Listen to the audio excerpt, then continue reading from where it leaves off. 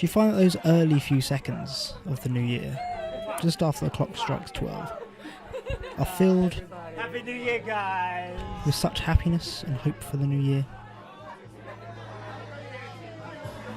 They always feel so full of so much promise, yet the promise is so easily squandered.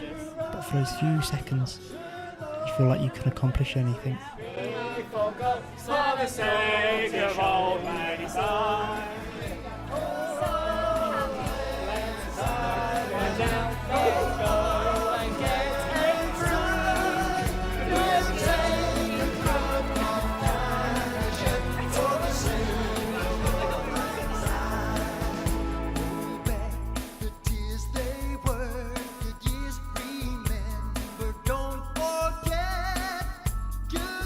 I started out with good intentions for the year. Honestly, I really did.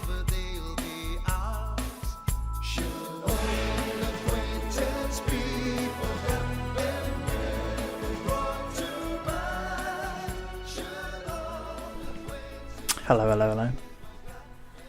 It is the 1st of January 2017. Currently sat on a sofa in Baker and Ari's house after going to their gig last night.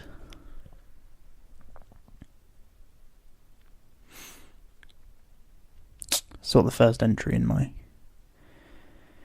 audio journal, I think is what we're going to call it. I want to make stuff this year, so that's sort of the ethos behind the year, is create things, because I feel for definitely the past year, in terms of what I've created, it's been very, very little, very low creative output. Haven't really played guitar very much, haven't really written very much, haven't really created YouTube videos or anything like that. 2016 was definitely the year of being a massive consumer of content, definitely. Content at all times: films, books, music, podcasts, movies, wrestling, video games. Maybe less on the video games. Didn't really play that many in 2016. But 17, hopefully, be the year of creating things. And that sort of starts with this podcast / audio recording of my life. Yeah, onwards and upwards. Listen to me there. So young and full of hope.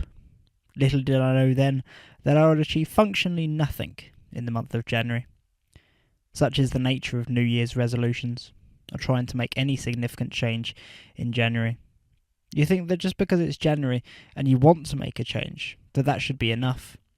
Without the structure and systems in place to guide you to do the right thing, you just end up wheels spinning and staying exactly where you are.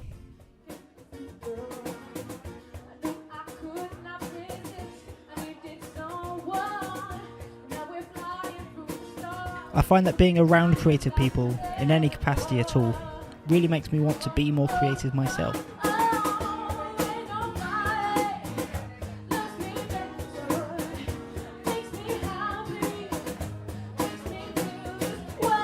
And so this New Year spent in the company of creative people, listening to my friends play music all night long, certainly should have spurred me into being more creative in 2017. That might have worked for perhaps the first 3 days or so, but once I was back to work, most of my time and energy was spent there, leaving me very little left over to motivate myself to continue my passion projects on the side. It wasn't all work in January though. I took myself off to Japan for some of it, a chance to relax, see some of the magnificent sights, and generally think about my life a bit more. Think about what I wanted to get out of it. Did I really want to make things? Or was that just a lie I told myself? Hello. So it's like really early in the morning, because I'm suffering a lot from jet lag. I never thought I would, but I'm waking up at like seemingly 4 o'clock in the morning, and not being able to get back to sleep and falling asleep at 8 o'clock in the morning, and it's all a bit chaotic, really. However, I saw the Tokyo Skytree. Went up the Tokyo Skytree. That was incredible. Got to see Mount Fuji from there, man. Mount Fuji in all its glory, its religious splendour, almost. It looks incredible. I mean, no amount of photos that you can ever take, regardless of like how good the camera how good my camera is anyway, is ever going to capture like the image of it. And like when you got this lift to the top, and the lift doors open, and then you step out, and it's like right there in front of you in the distance, and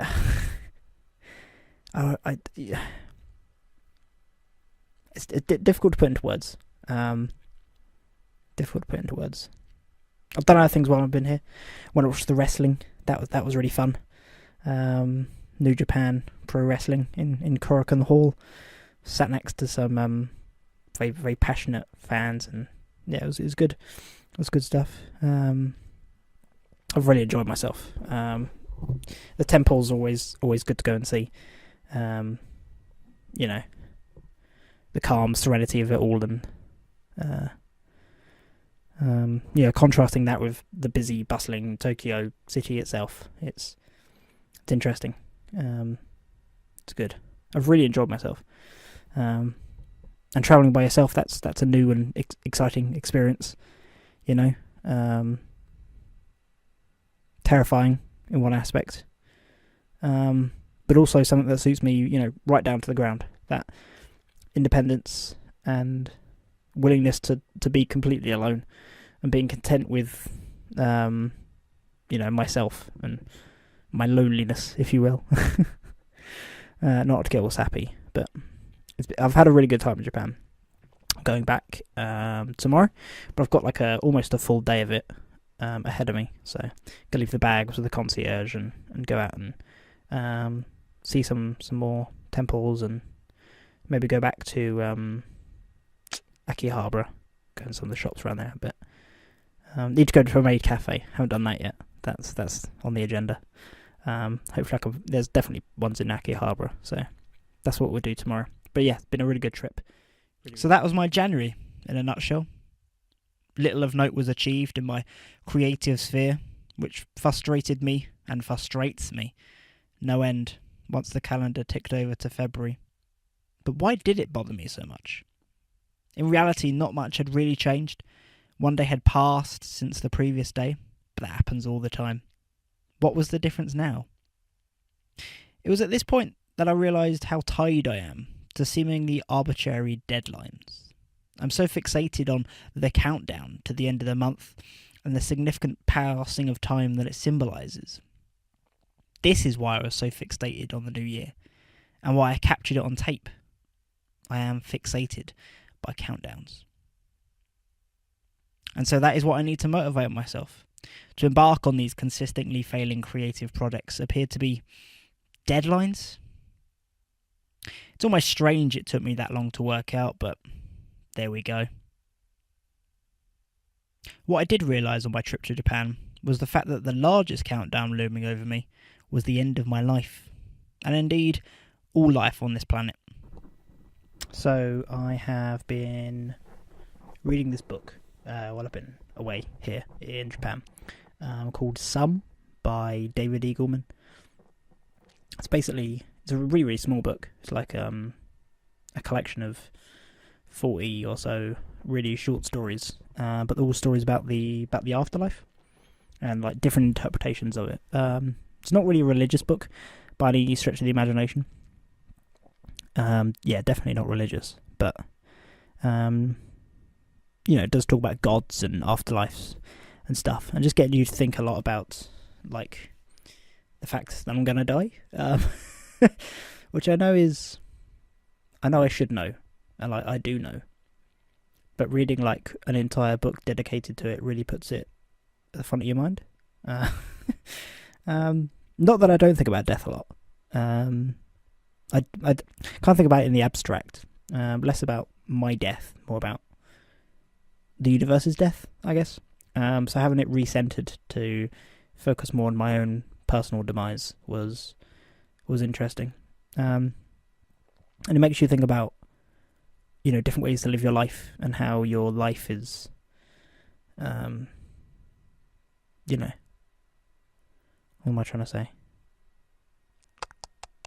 Like the first sort of story in the list is called Some. That's where you live your life in batches of related experiences.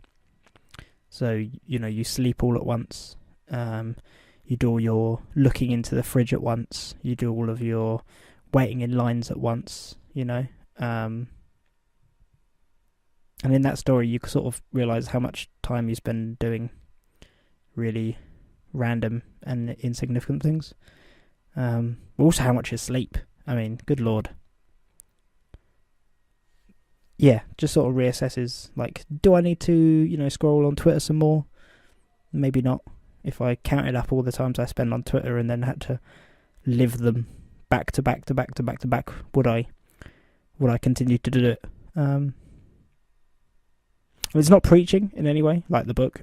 It's just sort of, positing ideas and saying, what if this happened? What if this happened? And sort of leaves it up to your interpretation. But yeah, really got me thinking that I should just do the things that I want to do. Yeah. I want other people to read that book. I want people to talk that book with,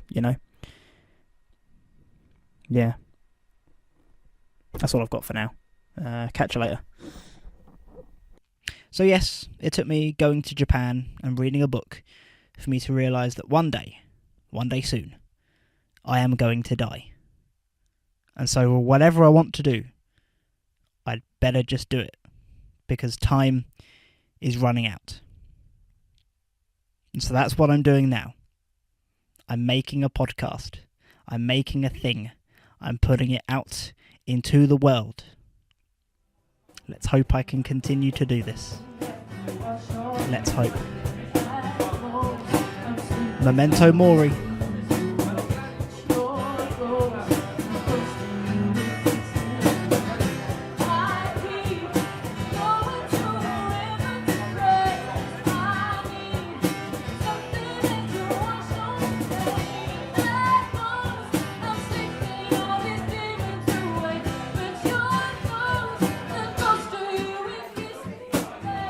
You've been listening to Polaris, a podcast about finding your way in the world. The acoustic music included throughout this podcast was performed by Tahanzadeh on vocals and Alex Baker on acoustic guitar. Links to their social media can be found in the show notes for this episode at polorispodcast.com. That's PELORUS podcast.com, and on Twitter at polorispod. You can also follow me on Twitter and Instagram at Nevetsle. That's NEVETSLEH. I'm Stephen Lehman. Thanks for listening.